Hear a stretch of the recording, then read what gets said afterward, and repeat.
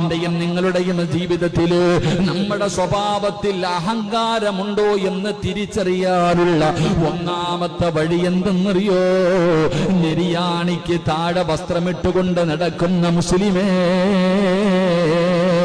മുണ്ടൊടുത്തി നടക്കുന്ന വാപ്പാ, പാൻഡിട്ട് വലിച്ചുകൊണ്ട് നടക്കുന്ന ചെറുപ്പക്കാരാ, അത് അഹങ്കാരത്തിന്റെ അടയാളമാണെന്ന് ആദരവായ പ്രവാചകൻ നബി മുഹമ്മദ് മുസ്തഫ.